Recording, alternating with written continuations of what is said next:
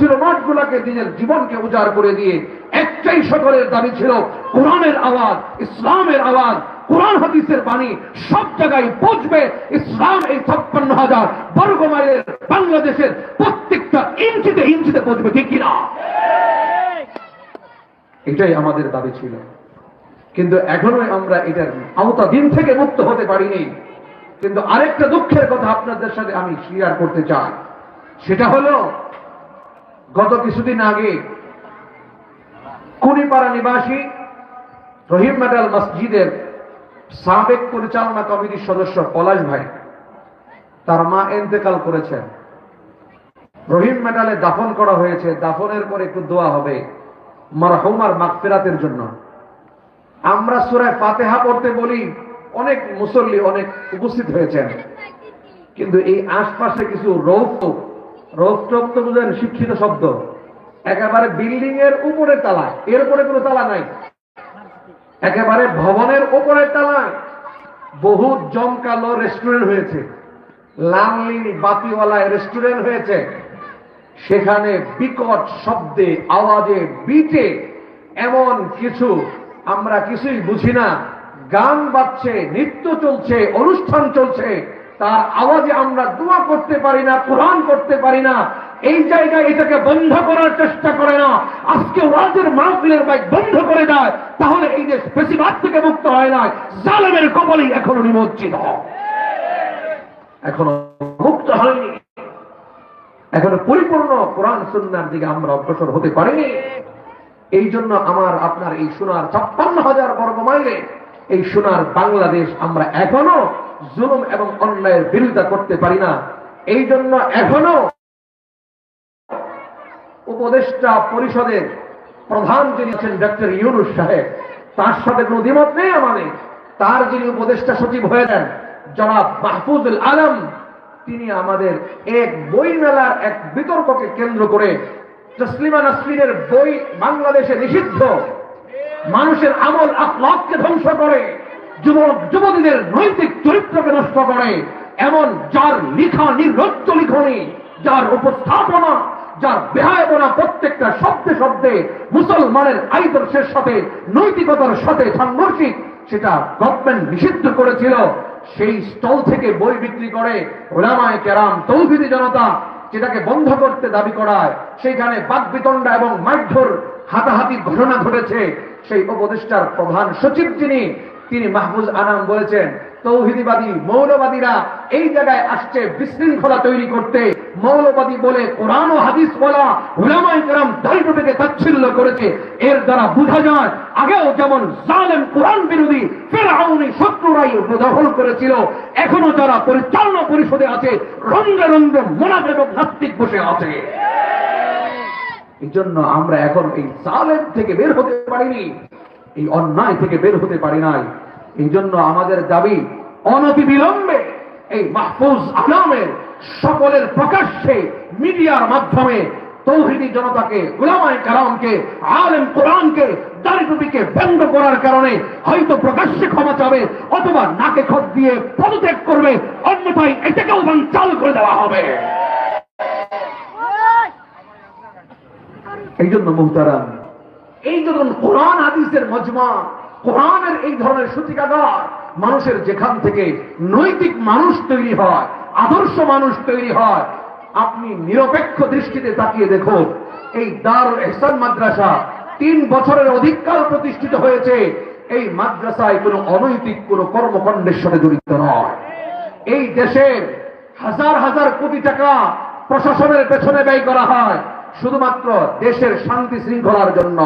একটা অশান্তিমূলক কাজ, অনৈতিক কাজ, বিশৃঙ্খলামূলক কাজ, অরাজকতামূলক কাজ, রাষ্ট্রদ্রোহীমূলক কাজ, মানুষের জান মালের নিরাপত্তাহীনতার কাজ একটা এই মাদ্রাসাগুলো থেকে সংগঠিত হয় না। এই মাদ্রাসায় যারা কোরআনের ছোঁয়া পেয়েছে, নববী আদর্শের যারা দেখা পেয়েছে, তারা কখনোই অপরাধের সাথে জড়িত নয়, তারা কখনোই অন্যায়ের সাথে জড়িত নয়।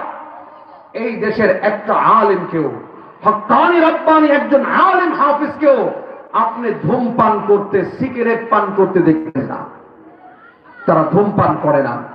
সরকার বিভিন্নভাবে আইন করছে, বিভিন্নভাবে শুল্ককে বৃদ্ধি করছে, দাম বৃদ্ধি করছে। সিগারেটের গায়ে লেখা ধূমপানে মৃত্যু হয়, ধূমপানে ক্যান্সার হয়, ধূমপানে স্ট্রোক হয়, নানান রকমের ভয়াবহতা তুলে ধরেছে। এরপরে তার শুল্ক ট্যাক্স বাড়ায়া 5 টাকারটা 10 টাকা করছে, 10 টাকারটা 15 টাকা, 15 টাকারটা 20 টাকা। এরপরও দোকানে সিগারেটে ভরপুর, বন্ধ হয় না কোনো আইন কানুনে। কিন্তু মাদ্রাসার ছাত্ররা কোনোদিন সিগারেট, বিড়িতে, তামাকে পান মুখ দেয় না। অতএব এখানে আইন কানুনের প্রয়োজনই নেই। কোরআনই এই কানুনে চলে আসলে সিগারেটের জন্য আইন করা লাগবে না, ধূমপানের জন্য আইন করা লাগবে না, পাবলিক স্পেসে সিগারেট ধূমপান করা যাবে না, এই আইন করা লাগবে না। মাদ্রাসায় ভর্তি করে দেন, আপনার সন্তান সিগারেট ছেড়ে দিয়া মুখে কাল আল্লাহ কাল আল রাসূল আল্লাহ আল্লাহর জিকির এবং তাসবিহ পাঠ করবে। এর জন্য কোনো আইন করা লাগবে না, শুল্ক করতে হবে না। এরপরে দেশের সরকার খুনের জন্য অনেক প্রশাসন, অনেক ডিটেকটিভ, সিআইডি, অনেক রকমের গোয়েন্দা সংস্থা, এনএসআই, এসবি, ডিজিএফ, বহুত মানুষকে চাকরি দিয়ে রেখেছে, গোয়েন্দা প্রশাসনে রেখেছে, পুলিশ প্রশাসনে রেখেছে। কি জন্য? খুন বন্ধ করবার জন্য, হত্যা বন্ধ করবার জন্য। দিন দিন এর পরিসংখ্যান বৃদ্ধি পাচ্ছে। খুন হচ্ছে, নালায় ডুবায় মানুষের লাশ পাওয়া যায়, 3 টুকরো, 5 টুকরো, 20 টুকরো লাশ পাওয়া যায়। এক জায়গায় পাওয়া যায় তার মাথা, আরেক রাষ্ট্রে পাওয়া যায় তার পা। এইভাবে খুন বাড়ছে, হত্যা বাড়ছে, কোনো বন্ধ করার উপায় নাই। মাদ্রাসায় কোরআনের স্পর্শে চলে আসুন, ইসলামের ছায়া তলে চলে আসুন, এমনিতে হত্যা খুন বন্ধ হয়ে যাবে। কারণ কোরআনের স্পর্শে যারা আসে, কোরআনের আলোয় যারা আলোকিত, শান্তির পথে যারা পা দিয়েছে, পথশান্তিকে যারা আলিঙ্গন করেছে, সুন্নতের নববীর আদর্শকে যারা গ্রহণ করেছে, আলিঙ্গন করেছে, তারা কোনোদিন অন্যায়ভাবে অন্য মানুষের জান মালের ক্ষতি করতে পারে না।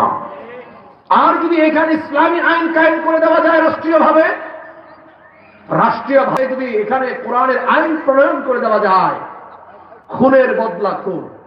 আল্লাহ রাব্বুল আলামিন কোরআনে কারীমের মধ্যে এটাকে কিসাস বলেছেন।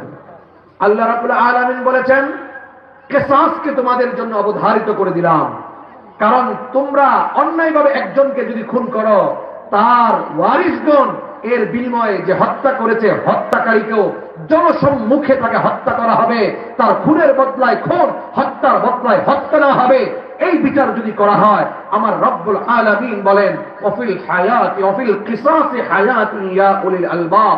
হে জ্ঞানীরা, কিসাস যদি কায়েম হয়ে যায়, খুনের বদলা খুন, হত্যার বদলা হত্যা, ইসলামী আইন যদি প্রণয়ন হয়ে যায়, প্রতিষ্ঠিত হয়ে যায়, তাহলে তোমাদের জীবন বাঁচবে, সমাজ বাঁচবে। নিরপরাধ মানুষ রাস্তাঘাটে নামে বেনামে খুন হবে না, হত্যা হবে না, যেখানে সেখানে মানুষের লাশ নির্বিচারে পাওয়া যাবে না, মানুষের এইভাবে জীবন নাশ হবে না। কারণ একজন মানুষ যখন জানবে অন্যায় ভাবে আমি যদি কারোর জীবন নাশ করি, কাউকে হত্যা করি, কাউকে খুন করি, তাহলে আমাকে প্রশাসন ধরে নিয়ে জনসম্মুখে আমাকেও হত্যা করা হবে, নিজের জীবনের মায়াহী হলেও সে অন্যর জীবন নেবার চেষ্টা করবে না। কিন্তু আমাদের দেশে তো ভিন্ন চিত্র। যে যত বড় সন্ত্রাসী আর খুনি, তার তত তাড়াতাড়ি জামিন হয়, দ্রুত জামিন, দ্রুত তার মামলা নিষ্কাশন। আর আমরা এই 5 আগস্টের পরও দেখেছি, আর্টিকেল পত্র পত্রিকায় এসেছে, ওলামায়ে কেরাম নিরীহ এখনো যারা জেলবন্দি আছে, তার কোনো অপরাধ নাই, কোনো অন্যায় নাই, কোনো ব্যাড রেকর্ড নাই, তার ব্যাপারে কোনো নীতি স্খলনের, কোনো অনৈতিকতার কোনো মামলা নেই, শুধুমাত্র ফেসিবাদের বিরুদ্ধে কথা বলে হকের পক্ষে, কোরআনের পক্ষে কথা বলেছে, এই জন্য তারা কারাগারে অন্ধকার কুঠুরিতে আবদ্ধ। সেই আলেমদেরকে একদিক থেকে বেল দেয়, একদিক থেকে জামিন দেয়, রেল আবার জেল কেটে আসার পরেই তার বেলকে কেটে দিয়ে আবার কারাবরণ করায়।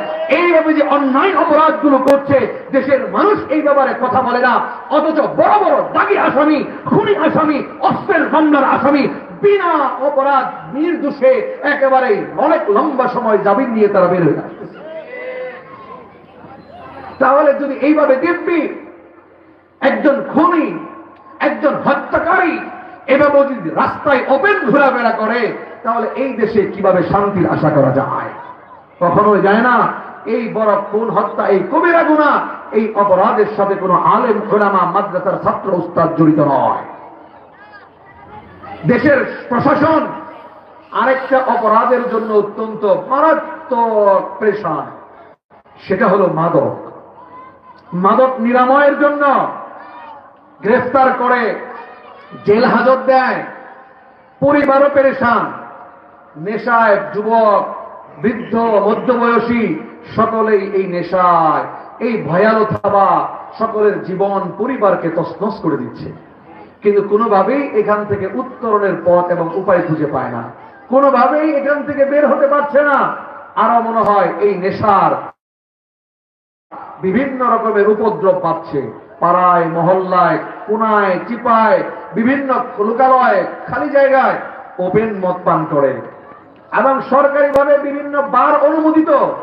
এবং 18 বছরের উপরের যারা যুবক মুসলিম, তারা আইডি কার্ড, এনআইডি কার্ড প্রদর্শন করে, সে যেহেতু অ্যাডাল্ট, প্রাপ্তবয়স্ক, সে চাইলে বারে যায় মদ পান করতে পারে, সে ড্যান্স করতে পারে, রাত বাহিরে কাটাইতে পারে, এরকম অনুমোদন দেওয়া আছে। যে সকল বারগুলো আমার আপনার এই মুসলিম স্টেটের মধ্যে গভর্নমেন্টের প্ররোচনায় চলছে, এগুলা যদি বন্ধ না করা যায়, এগুলাকে যদি নিষিদ্ধ না করা যায়, তাহলে এই দেশ থেকে, এই যুব সমাজকে নেশার আগ্রাসন থেকে হেফাজত করা যাবে না। প্রশাসনের ওই আইন কানুনে হবে না, বরঞ্চ যদি এই নেশা থেকে বাঁচার একটাই উপায়, হয়তো মাদ্রাসায় ভর্তি হয়ে যেতে হবে, অথবা দাওয়াত ও তাবলীগের মেহনতে বের হয়ে যেতে হবে। দাওয়াত ও তাবলীগের মেহনতে 3 দিন, 4 দিন, 7 দিন, 40 দিনের মেহনতে এই যুবক আর নেশায় হাত দেবে না।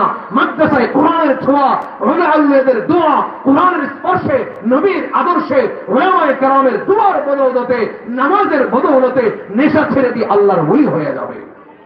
আমাদের এই তেজগাঁ, এই বেগুনবাড়ির দিকে মাদক নিরাময় একটা কেন্দ্র আছে, মাদক দ্রব্য নিরাময় কেন্দ্র। মাদক আসক্তি থেকে নিরাপদে রাখার জন্য এইখানে কিছুদিন পর পর ভর্তি হয়, কিছুদিন ইনজেকশন দিয়া, তাকে মোটিভেশন স্পিচ দিয়ে কিছু একেবারেই মানসিকভাবে প্রস্তুত করে ছেড়ে দেয়। আবার সমাজের এই ভয়ালো থাবা আবার তাকে নেশায় আচ্ছন্ন করে ফেলে। এমন মিরপুরের এক যুবক, আমি আমার লাইভ ঘটনা আপনাদেরকে শোনাই। এক যুবক, তার পরিবার অনেক সম্ভ্রান্ত পরিবার, নেশায় আচ্ছন্ন হয়ে গেছে। বন্ধু বান্ধবদের পাল্লায়, মহল্লায়, বিভিন্ন আড্ডায় তারা নেশায়, মাদক একেবারে তাকে গ্রাস করেছে। এখন প্রত্যেকটা যুবক যখন নেশা আচ্ছন্ন হয়, তার বাবা মা পেরেশান, তার পরিবার চিন্তিত, কি করবে, কি উপায়ে তাকে নিরাময় করা যায়। নিয়ে আসছে আমাদের মাদক নিরাময় কেন্দ্র এই বেগুনবাড়িটা। আনার পরে এক হিন্দু ডাক্তার মহিলা বলতেছে, আপনি নিয়ে আসছেন ভালো, এই ওষুধগুলো খাওয়াবেন, বাহিরে বন্ধুদের আড্ডায়, রাতের গল্পে বিভিন্ন জায়গায় একাকি ছাড়বেন না, নিয়ন্ত্রণে রাখবেন, ওষুধগুলো খাওয়ান। তবে আপনাকে একটা পরামর্শ দেই, আপনারা যেহেতু মুসলিম, আমি আপনাদেরকে পরামর্শ দেই, আমার ধর্ম যদিও হিন্দু, আপনি হয়তো তাকে মাদ্রাসায় ভর্তি করে কোরআন শিখান, অথবা দাওয়াত ও তাবলীগের চিল্লাই বা সালে পাঠায় দেন, অথবা নেশাবে পাঠায় দেন। ইনশাআল্লাহ দেখবেন এ আর মাদক নেশায় আক্রান্ত হবে না। বন্ধুদের আড্ডায়, পারপার্শ্বিক আড্ডায় এই নেশায় আচ্ছন্ন হয়ে তার জীবন, আপনার পরিবারকে নষ্ট করবে না। আপনি পাঠিয়ে দেন। এই কথা শুনে আসার পরে তাকে তাবলীগে পাঠাইছে। 40 দিনের মাথায় তার জীবনের আমূল পরিবর্তন, এবং এর পরবর্তীতে মাদ্রাসায় ভর্তি হয়েছে, হাফেজে কোরআন হয়েছে। মিরপুরের প্রতিষ্ঠিত এক মসজিদে, বিদেশি সংস্থায় নির্মিত মসজিদের স্বনামধন্য মুয়াজ্জিন এবং তারাবির নামাজের ইমামতি করেছে। মুহতারাম, একেবারেই বাস্তব চিত্র। এই দাওয়াত ও তাবলীগের মেহনতটা আমাদের আকাবির উলামায়ে কেরাম দাওয়াত ও তাবলীগের এই মেহনত এই জন্য করেছে, পাড়ায় পাড়ায়, মহল্লায় মহল্লায়, অলিতে গলিতে জনগণ, সাধারণ খেতে খাওয়া দিনমজুর, অসহায় রিক্সা চালক প্রত্যেকটা মানুষের কাছে গিয়ে মাথায় পিঠে হাত বুলিয়ে তাদেরকে আখিরাতের কথা শোনাবে, নবীর তাদের বাণী শোনাবে, কোরআনের কথা শোনাবে, মসজিদে নিয়ে আসবে, বুকের সাথে বুক মিলাইয়া তাদেরকে জান্নাতের আলোর পথ দেখাবে। এই জন্য উলামায়ে কেরাম এই দাওয়াত ও তাবলীগের মেহনতকে শুরু করেছেন। এর প্রতিষ্ঠাতা শুরু করেছেন হযরত ইলিয়াস সাহেব রাহমাতুল্লাহি আলাইহি। তিনি এটাকে আরম্ভ করেছেন। দারুল উলুম দেওবন্দের সূর্য সন্তান হুসাইন আহমদ মাদানী রাহমাতুল্লাহি আলাইহি সাহচর্যে থেকেছে, এবং কাজী সানাউল্লাহ পানিপতির সাহচর্যে থেকেছে, ওবায়দুল্লাহ সিন্ধির সাহচর্যে থেকেছেন, উলামায়ে কেরামের অন্যতম এক সূর্য সন্তান, দারুল দেওবন্দের একজন সূর্য সন্তান হযরত ইলিয়াস সাহেব রাহমাতুল্লাহ আলাইহি এই তাবলীগের 6 উসুল শুরু করেছেন, ফাযাইল আমালকে শুরু করেছেন শুধুমাত্র সাধারণ মানুষকে দ্বীন শিখানোর জন্য, নামাজ শিখানোর জন্য, কালেমা শিখানোর জন্য, আল্লাহকে চিনাবার জন্য, অন্ধকারের পথ থেকে আলোর পথ শিখানোর জন্য। এখান থেকে প্রমাণ হয় উলামায়ে কেরাম দেশের কল্যাণকামী, জনগণের কল্যাণকামী, মানুষকে অন্ধকার থেকে আলোর পথ দেখায়, হেদায়েতের পথ দেখায়, জান্নাতের পথ দেখায়। কিন্তু কিছু কুলাঙ্গার আছে, উলামায়ে কেরামদেরকে আঙ্গুল তুলে বলে তারা দেশের জন্য কি করে, জনগণের জন্য কি করে। তাবলীগ তো আমরা বুঝি, তাবলীগ তো আমরা করি, আমরা এইসব বুঝি, আমরা এইসব করি। আলেম উলামা লাগবে না, নিজেরাই নেতৃত্ব দেওয়ার চেষ্টা করে। শুনে রাখুন মুসলমান, সত্তার মাঠের মুসলমান, আলেম উলামাকে মাইনাস করে, আলেম উলামাদেরকে বাদ দিয়ে নিজের মতো কোরআন বুঝতে যদি চাও, নিজের মতো হাদিস যদি বুঝতে চাও, নিজের মতো আল্লাহকে যদি পাইতে চাও, তুমি গুমরা এবং ফিরাউন জাহেল হয়ে যাবা। উলামায়ে কেরামকে বাদ দিয়ে তুমি কোরআন বুঝতে পারবা না, হাফেজকে বাদ দিয়ে তুমি কোরআন বুঝতে পারবা না, ইসলাম তুমি অর্জন করতে পারবা না। এটা বুকার স্বর্গে বাস করার মতো। এই জন্য মুহতারাম হাজিরিন, সময় আর মাত্র 2 মিনিট, খুবই কম গুরুত্বপূর্ণ, খুবই কম সময়। এই জন্য উলামায়ে কেরাম সব সময় জাতের পেছনে মেহনত করেছেন, সাধারণ মানুষের পেছনে মেহনত করেছেন, সময় এখনো দিয়েছেন, ভবিষ্যতে দিবে। তবে উলামায়ে কেরামের নিগ্রান্তে তাবলীগও চলেছে, মসজিদও চলবে ইনশাআল্লাহ। কোরআনের আলোয় আগামীর বাংলা সংসদ চলবে, ঠিক কিনা? আগামীর সংবিধান, মানব রচিত সংবিধান দিয়ে শান্তির আশা করা যায় না।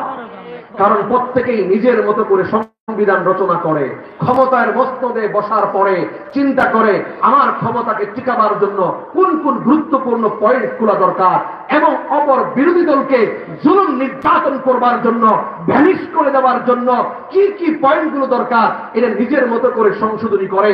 2 সংশোধন, 5ম সংশোধনী, এইভাবে তারা মানব রচিত সংবিধানকে সংশোধন করে নিজের মতো করে বানায়। এই জন্য এই দেশে 53 বছর স্বাধীনতার পরেও শান্তি আসে নয়, জনগণ তার অধিকার পায় না, মা বোন তার ইজ্জত পায় না, মুসলমান মাথা উঁচু করে বাঁচতে পারে না, মাহফিলের মাইক থেকে পর্যন্ত চালাবার মতো সাহস পায় না।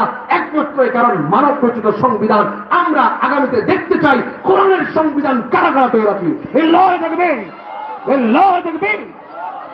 আল্লাহ আমাদের আগামীর সংবিধান কোরআনকে কবুল করুন, আমিন। লা ইউবাদদালুল কওলু লাদাইয়া, এই কথা পরিবর্তন হয় না, কোরআনের আইন পরিবর্তন করা যায় না, নিজের মতো করে কাটছাট করা যায় না, নিজের মতো করে সংযোজন বিয়োজন করা যায় না। এই জন্য কোরআন যেহেতু সংবিধান হবে, কোরআন অনুযায়ী যেহেতু দেশ চালাতে হবে, তাহলেই জনগণ শান্তি পাবে, খুন বন্ধ হবে, ধর্ষণ বন্ধ হবে, এফপিসিং বন্ধ হবে, নারীর সতীত্ব ঠিক থাকবে, প্রত্যেকটা জনগণ, গার্মেন্টস কর্মী, খেটে খাওয়া মানুষ তার ন্যায্য মজুরি বুঝে পাবে। এই জন্য আলিম লাগবে, কোরআন বুঝে এমন মানুষ রাষ্ট্রপ্রধান হওয়া লাগবে। আর এই মাদ্রাসাগুলো থেকে উমর তৈরি করে, আবু বকর তৈরি করে, উসমান তৈরি করে, আলী তৈরি করে, আব্দুল ওমর বিন আব্দুল আজিজ তৈরি করে, খালিদ বিন ওয়ালিদ তৈরি করে, যায়েদ বিন জাসিনা তৈরি করে, আসম বিন সাবিত তৈরি করে, লক্ষাধিক সাহাবা এখান থেকে তৈরি হয়ে রাষ্ট্রকে পরিচালনা করেছেন, শান্তির দেশ করেছেন। মক্কার জাহিলি যুগ, অন্ধকারের যুগকে ফেলে দিয়ে আলোর যুগে এনেছে, মানুষের মধ্যে ভাই ভাই ভ্রাতৃত্ব তৈরি করেছে, শান্তি তৈরি করেছে, মানুষের ইজ্জতকে ফিরিয়ে দিয়েছে, অধিকারকে ফিরিয়ে দিয়েছে কোরআন এবং ইসলাম। এই জন্য ইসলামই একমাত্র শান্তির বিধান।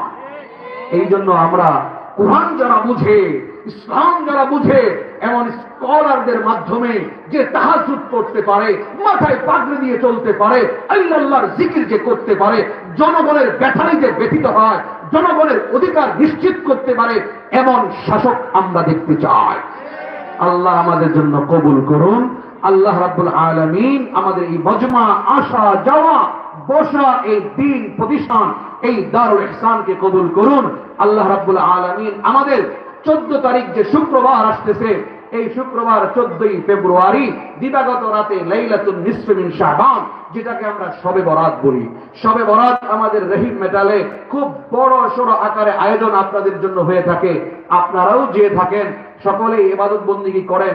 এবছরও প্রতি বছরের মতোই আয়োজন হবে, উলামায়ে কেরাম কথা বলবে, শেষ রাতের আমল হবে, জিকির এবং মারহুমিন এবং হাইয়্যি যারা আছে তাদের জন্য দোয়া করা হবে।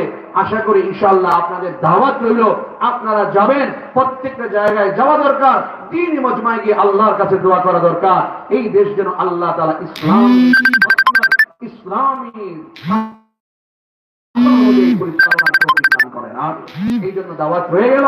আপনাদের কাছে দাওয়াত রহিম মেডালের পক্ষ থেকে দিয়ে গেলাম। এই এলাকায় আইপিএস টাইপিএস আরো যত মসজিদ আছে, লাকি খান মসজিদ আছে, এগুলোতেও আয়োজন হয়, আপনারাও শরীর হবেন। আপনাদের কাছে ভালোবাসার দাবিতে দাওয়াত দিয়ে গেলাম। তবে এই দারুল ইহসান মাদ্রাসাটাতে আমরা পাশে থাকবো ইনশাআল্লাহ আলামিন। এই প্রতিষ্ঠানের পাশে থেকে সহযোগিতা করা, খরিদ করবার তৌফিক দান করুন, আমিন। ওয়া আখিরু দাওয়ানা আলহামদুলিল্লাহি রাব্বিল আলামিন। আসসালামু আলাইকুম।